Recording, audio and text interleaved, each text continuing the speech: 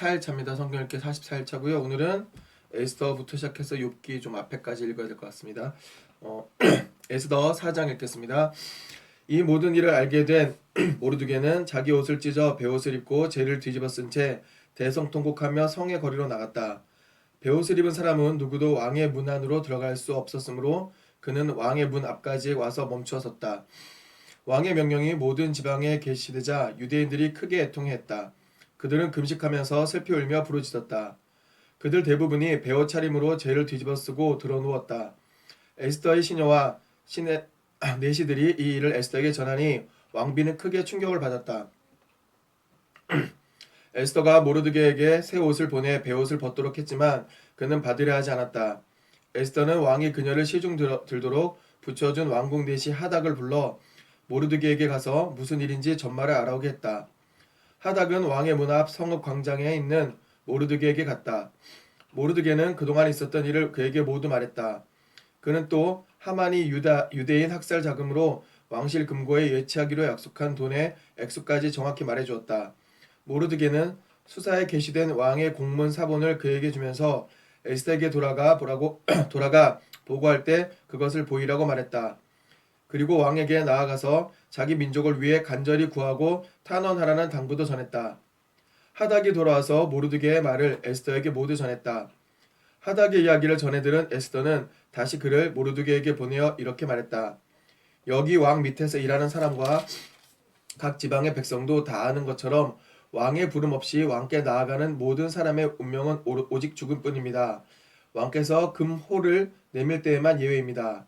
그러면 그 사람은 살 수 있습니다. 내가 부름을 입어 왕 앞에 나간 지 벌써 30일이 지났습니다.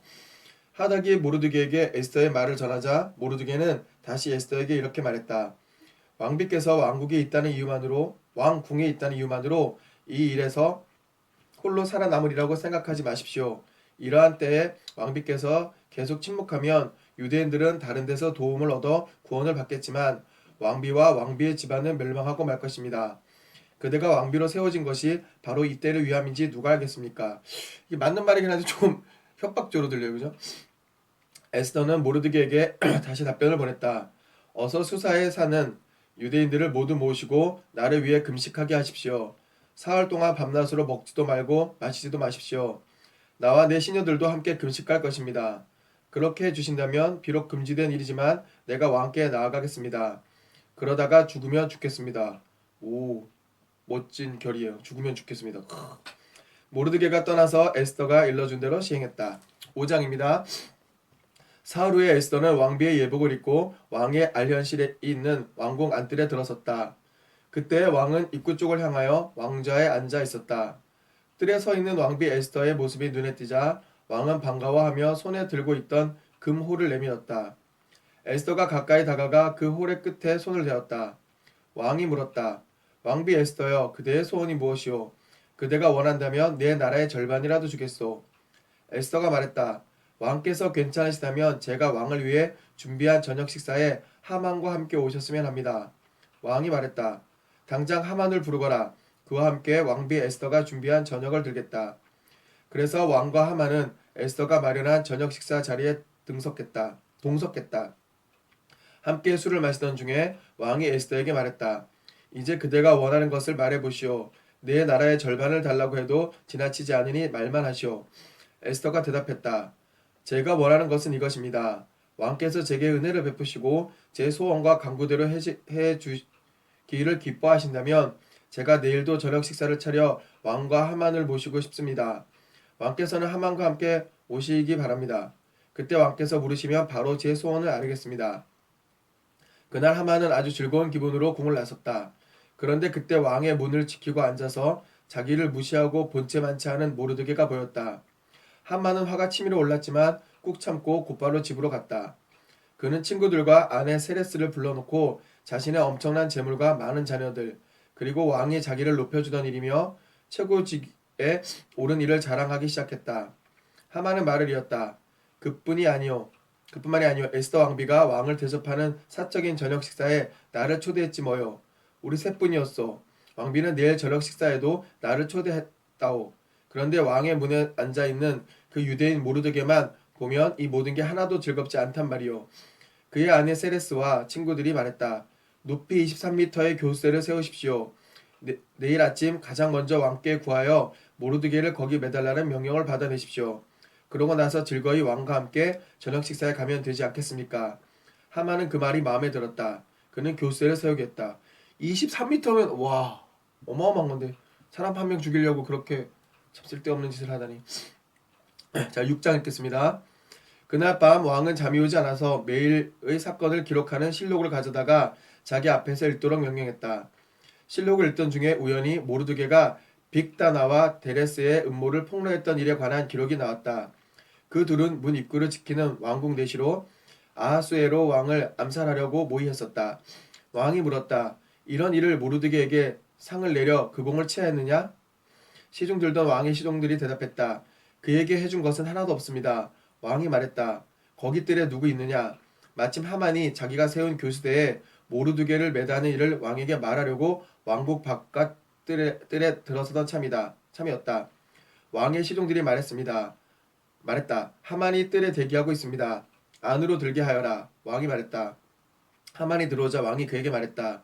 내가 특별히 높이고자 하는 사람이 있는데 그에게 무엇을 해주면 좋겠소? 하만은 속으로 생각했다.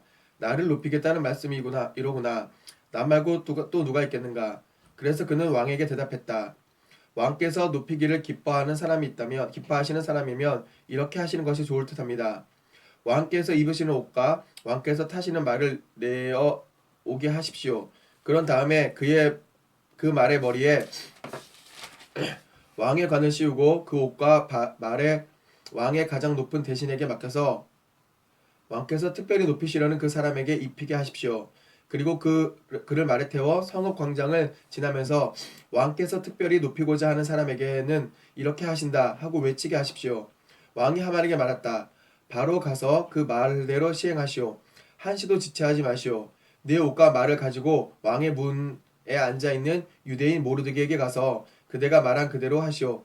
사소한 것 하나라도 빠뜨려서는 안 돼요. 그래서 하만은 완전히 그죠? 뒤집혀졌어요. 그래서 하만은 왕의 옷과 말을 가지고 가서 모르드게에게 옷을 입히고 그를 이끌어 성읍 광장을 지나면서 그 앞에서 선포했다. 왕께서 특별히 높이고자 하는 사람에게는 이렇게 하신다. 그 후 모르드게가 왕의 문으로 돌아갔으나 하만은 더없이 분해서 얼굴을 가리고 급히 자기 집으로 돌아갔다. 하만은 그날 있었던 일을 아내 세레스와 친구들에게 모두 말했다. 그러자 그 자리에 있던 똑똑한 친구와 아내 세레스가 말했다. 모르드게가 정말 유대인이라면 당신의 부르는 이제 시작에 불과합니다. 당신에게 승산이 없으니 이제 망한 것이나 다름없습니다. 그들이 아직 이야기하고 있는데 왕의 내시들이 와서 에스더가 준비한 저녁 식사 장소로 하만을 급히 데리고 갔다. 자, 7장입니다. 왕과 하만은 왕비 에스더와 함께하는 저녁 식사에 참석했다. 두 번째 저녁 식사에서도 왕은 술을 마시면서 에스더에게 물었다. 왕비 에스더여, 무엇을 원하시오? 내 나라의 절반이라도 좋으니 말만 하시오. 모든 게 당신 것이오. 왕비 에스더가 대답했다. 왕이시여, 제가 왕께 은혜를 입어 왕께서 저를 기쁘게 여기신다면 저와 제 민족을 살려주십시오. 저와 제 민족이 팔려서 이제 망하게 되었습니다. 살육당하여 망하게 되었습니다. 우리가 종으로만 팔렸어도 제가 감히 왕께 이런 말씀을 드리지 않았을 것입니다.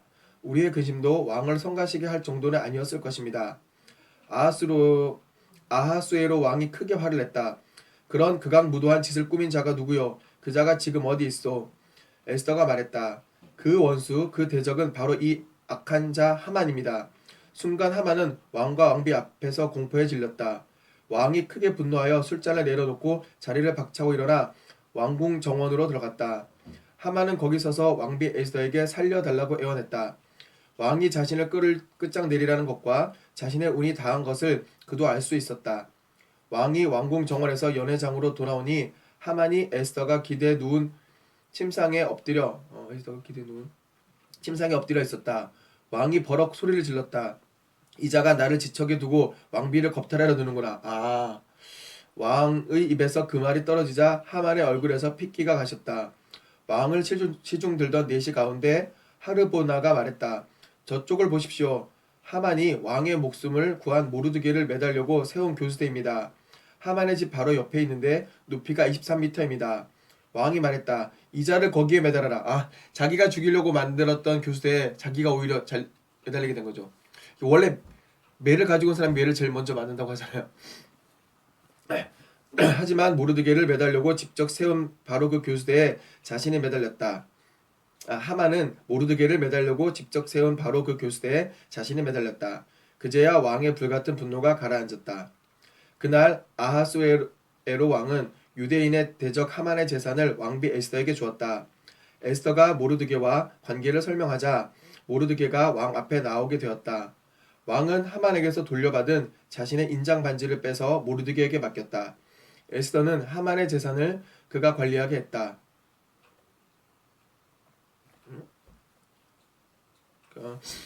하만의 재산. 에스더는 또다시 왕에게 나아가 아각 사람 하만의 악을 저지하고 유대인을 해치려고 꾸민 그의 계략을 철회해달라고 왕의 발 앞에 엎드려 눈물로 간청했다.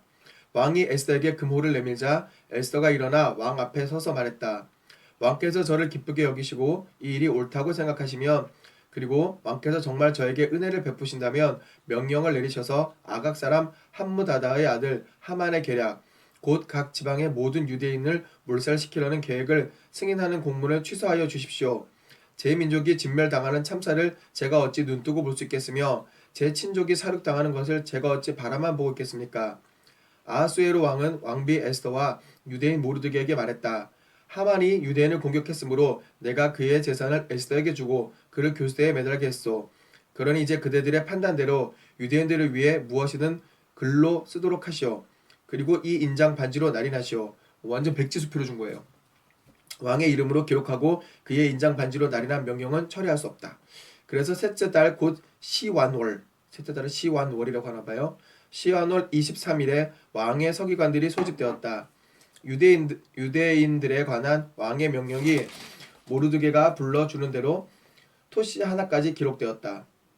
그것은 인도에서 에티오피아까지 127개 모든 지방의 대신과 총독과 관리들 앞으로 보내는 것으로 유대인의 문자와 언어를 포함해 각 지방의 문자와 각 민족의 언어로 기록되었다. 모르드게는 아하수에로 왕의 이름으로 명령을 기록하고 왕의 인장 반지로 날인했다. 그리고 말탄 전령들 편으로 공문을 발송했는데 그들은 왕궁 사육장에서 기른 왕의 가장 빠른 말을 탔다. 왕이 명령한 내용은 모든 성읍의 유대인들이 무장하여 스스로를 지키고 그들과 그들의 아내와 자녀들을 위협하는 사람은 누구든 죽이며 원수들의 소유를 무엇이든 빼앗을 수 있게 한 것이다. 와우. 아하수에로 왕이 다스리는 모든 지방에서 이 일이 허용된 날은 12째 달 곧 아달월 13일이었다.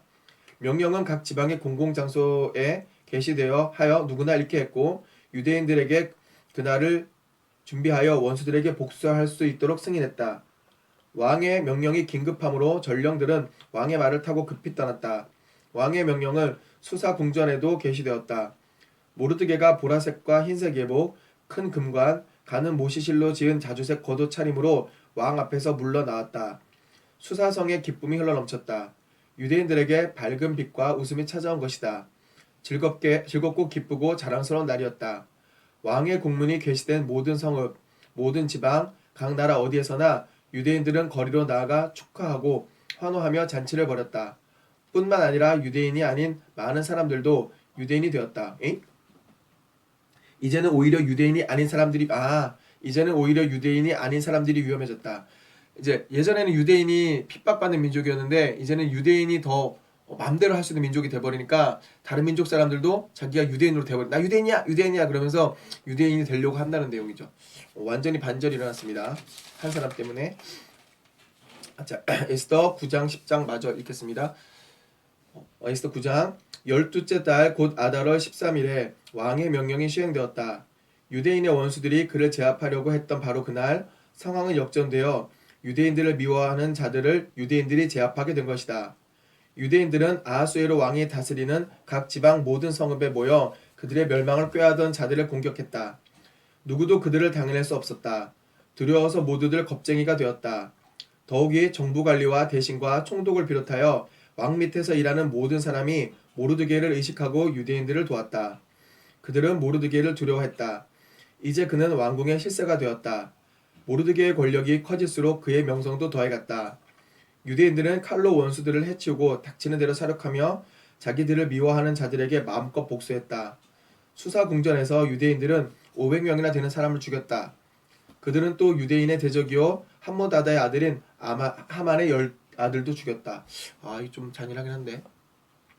바산다다, 달본, 아스바다, 보라다, 아달리아, 아리다다, 바마스다, 아리세, 아리데, 외사다. 그러나 그들은 그들의 재산을 약탈하지 않았다. 그날 모든 일이 끝난 뒤에 궁전에서 죽임당한 자들의 수가 왕에게 보고되었다. 왕이 왕비 에스더에게 말했다. 이곳 수사궁전에서만 유대인들이 500명을 죽였고 하만의 10아들도 죽였소. 그러니 나머지 지방에서야 어떠하겠소. 그 밖에 그대가 더 원하는 것이 무엇이오. 말만 하시오. 그러면 그대 뜻대로 될 것이오. 그대의 소원이 곧 나의 명령이오. 진짜 여자가 무서운 거예요. 그죠? 세상은 남자가 지배했지만 결국 여자의 말에 다 그냥 확. 왕비 에스더가 말했다. 왕께서 괜찮으시다면 수사의 유대인들에게 이 명령의 기한을 하루만 더 연장해 주셔서 하만의 10아들의 시체를 교수대에 매달아 모두가 보게 해 주십시오. 이 여자도 끔찍하네. 왕은 그렇게 하라고 명령을 내렸다. 명령은 연장되었고 하만의 10아들의 시체는 공개적으로 매달았다. 수사의 유대인들이 다시 모여들었다. 아달월 14일에 그들은 수사에서 300명을 더 죽였다. 그러나 이번에도 재산은 약탈하지 않았다. 한편 왕이 다스리는 나머지 지방에서는 유대인들이 단결하여 스스로를 지키고 압제에서 벗어났다. 아달월 13일에 그들은 유대인들을 미워하는 자 7만 5천 명을 죽였으나 재산은 약탈하지 않았다. 그들은 이튿날 14일에 쉬면서 풍성한 음식으로 잔치를 벌이며 즐거워했다. 그러나 수사에서는 유대인들이 13일과 14일 이틀에 걸쳐 일을 벌였으므로 15일을 경축일로 삼아 잔치를 벌이면서 즐거워했다. 그래서 지방의 시골 마을에 사는 유대인들은 아달월 14일을 기념하여 잔치를 벌이고 선물을 주고받는다. 모르드게는 이 모든 일을 기록하고 그 사본을 지역과 관계없이 아하수에로 왕이 다스리는 모든 지방의 유대인들에게 보내어 해마다 아달월 14일과 15일을 유대인들이 원수들에게서 해방된 기념일로 지키도록 명령했다. 그달에 그들의 슬픔이 기쁨으로 변했고 애통이 축제와 웃음의 경축일로 바뀌어 서로 선물을 주고받고 가난한 이들을 보살폈다. 그들은 명령대로 그날을 지켰다. 그때부터 시작된 것이 전통이 되어 모르드게가 지시한 대로 계속 시행되었다. 모든 유대인의 대적인 아각 사람 함무다다의 아들 하만은 모든 유대인을 멸할 음모를 꾸몄다. 그는 부루가 제비랍니다. 제비를 뽑아 그들을 공포에 떨게 하고 멸망시키려 했다. 그러나 왕비 에스더가 나서서 탄원하자 왕이 문서로 명령을 내렸고 하만이 꾸민 악한 계략은 결국 하만 자신에게로 돌아갔다. 하만과 그 아들들은 교수대에 매달렸다. 그래서 이 두 날을 제비를 뜻하는 부르라는 단어를 따서 부림이라고 부른다. 유대인들은 모르드게가 보낸 편지에 적힌 모든 말을 명심하고 자신들이 겪은 모든 일을 기념하여 이날을 계속 지키기로 뜻을 모았다. 해마다 그 편지에 기록된 두 날을 기념하는 일은 그들과 그 후손과 장래의 모든 계종자들에게 전통이 되었다. 이 두 날은 모든 지방과 성읍에서 모든 세대가 기억하고 지켜야 할 명절이 되었다. 이 부림의 날들은 유대인들이 절대로 소홀히 해서는 안 되는 날이자 그 후손에게도 절대 잊어서는 안 되는 날이 되었다. 아비하일의 딸 왕비 에스더는 왕비의 전권으로 유대인 모르드게를 지원하여 그가 기록한 내용을 지지하고 승인하는 두 번째 편지를 썼다. 모르드게는 아하수에로가 다스리는 나라 127개 지방 전역의 모든 유대인에게 위로와 격려의 편지를 보내어 이 부림의 날들이 유대인 모르드게가 정한 날로 달력에 자리 잡게 했다. 이 날은 그들 자신들뿐 아니라 후손도 금식하고 울며 부르짖는 날로 정해졌다. 에스더의 명령은 부림의 전통을 견고하게 해주었고 그 내용은 책에 기록되었다. 아주 큰 행사 하나 이 전통이 되어버렸어요. 자, 마지막 10장입니다. 아하수에로 왕은 자신의 제국 이쪽 끝에서 저쪽 끝까지 세금을 부과했다. 아하수에로 왕의 광대한 업적은 왕이 모르드게를 높여 영광스럽게 한 일에 대한 상세한 기록과 함께 메데와 페르시아 왕 연대기에 모두 기록되어 있다. 유대인 모르드게는 아하수에로 왕 다음으로 영향력 있는 위치에 올랐다. 그는 유대인들 사이에서 평판이 좋았고 크게 존경을 받았다. 그는 특히 자기 백성의 유익을 위해 열심히 일했고 자기 민족의 평화와 번영에 마음을 다했다. 자, 왕비 한 명 어떻게 보면 여자 한 명이 이렇게 한 민족을 완전 살린 내용입니다. 에스더. 재밌네요. 자, 여기까지 읽고 잠깐 정리하고 다음 저 읽겠습니다. 자, 이제 욥기입니다. 욥기. 욥기에는 많은 내용들이 나오죠. 아는 내용도 좀 많고 고난의 상징이긴 한데, 자, 우리 욥기 내용 읽어보도록 하겠습니다. 욥기 1장. 우스 땅에 욥이라는 사람이 살았다. 그는 더없이 정직하고 약속을 잘 지키는 사람이었으며 하나님께 온전히 헌신하고 악을 지극히 미워했다. 그에게는 아들 7, 딸 3이 있었다. 그는 엄청난 부자여서 양이 7,000마리, 낙타가 3,000마리, 겨리소가 500쌍, 암나귀가 500마리나 되었고 종들도 어마어마하게 많아 동방에서 가장 영향력이 컸다. 그의 아들들은 돌아가면서 제 집에서 잔치를 벌였고 그때마다 누이들도 초대해 함께 즐거운 시간을 보냈다. 잔치가 끝난 다음 날이면 욥은 을에 일찍 일어나 제 자식들 하나하나를 위해 번제를 드렸다. 어쩌면 저 아이들 중 하나가 마음속으로 하나님을 거역하는 죄를 지었을지도 모른다고 생각했기 때문이다. 그래서 욥은 자식들이 혹시라도 죄를 지었을까 하여 희생 제물을 바치곤 했다. 어느 날 천사들이 하나님께 보고하러 왔을 때 고발자 사탄도 함께 왔다. 사탄이 등장합니다. 그럼 하나님께서 사탄을 지목하여 말씀하셨다. 너는 무슨 일을 하다 왔느냐? 사탄하고도 같이 지내네요, 이렇게. 사탄이 하나님께 대답했다. 여기저기 다니며 지상의 사정을 둘러보았습니다. 하나님께서 사탄에게 말씀하셨다. 내 친구 욥을 눈여겨보았느냐? 그처럼 정직하고 약속을 잘 지키며 하나님에게 온전히 헌신하고 악을 미워하는 사람이 없다. 사탄이 항변했다. 욥이 온전히 선한 마음으로 그러한 줄 아십니까? 이제껏 그처럼 형편이 좋은 사람이 없었습니다. 주님께서 그를 애지중지하시고 그의 가족과 재산도 보호하시고 그가 하는 모든 일에 복을 주시니 잘못될 수가 없지요. 하지만 주께서 손을 뻗어 그의 소유를 모두 빼앗으시면 어떤 일이 벌어지겠습니까? 그는 틀림없이 주님을 똑바로 쳐다보며 저주할 것입니다. 하나님께서 대답하셨다. 좋다. 어디 그가 가진 모든 것을 내 뜻대로 해보아라. 다만 그의 몸을 건드리지 마라. 이에 사탄이 하나님 앞에서 물러섰다. 이게 그러니까 사탄이 맘대로 욥을 괴롭혀 보도록 이제 하나님이 허락해 준 건데 모르겠어요. 이게 좀 안 했으면 좋겠는데, 그죠? 굳이 안 했으면 좋겠는데 이렇게 허락한 거 좀 마음이 편하진 않아요. 자, 얼마 후 욥의 자녀들이 맏형의 집에 모여 잔치를 벌이고 있었는데 신부름꾼 하나가 욥에게 와서 말했다. 주인님, 소가 밭을 갈고 나귀들이 근처에 풀을 뜯고 있는데 스바 사람들이 쳐들어와 가축들을 빼앗고 일꾼들을 죽였습니다. 저 혼자만 살아남아서 주인 어른께 소식을 전합니다. 그가 말을 채 마치기도 전에 다른 신부름꾼이 와서 말했다. 여러 차례 번개가 치더니 양떼와 목동들을 바싹 태워버렸습니다. 저 혼자만 살아남아서 주인 어른께 소식을 전합니다. 그 말이 채 마치기도 전에 또 다른 신부름꾼이 와서 말했다. 갈대아 사람들이 세 방향에서 몰려와 낙타들을 빼앗고 낙타 몰이꾼들을 죽였습니다. 저 혼자만 살아남아서 주인 어른께 소식을 전합니다. 그가 말을 채 마치기도 전에 진짜 막 터지는 거예요. 또 다른 신부름꾼이 와서 말했다. 주인 어른의 자제분들이 큰 아드님 댁에서 잔치를 벌이고 있는데 사막에서 폭풍이 불어닥쳐 그 집을 내리쳤습니다. 집이 무너져 내려 자제분들이 모두 죽었습니다. 저 혼자만 살아남아서 주인 어른께 소식을 전합니다. 욥은 벌떡 일어나 옷을 찢고 머리털을 깎은 후에 바닥에 엎드려 경배하며 말했다. 내가 어머니의 태에서 벌거벗고 나왔으니 벌거벗은 채 땅의 태로 돌아갈 것입니다. 주신 분도 하나님이시고 가져가신 분도 하나님이시니 하나님의 이름을 찬양할 뿐입니다. 대박이죠, 대박. 이런 사람이 있을 수가 없어요. 이 모든 일을 겪으면서도 욥은 죄를 짓지 않았다. 단 한 번도 하나님을 원망하지 않았다. 2장입니다.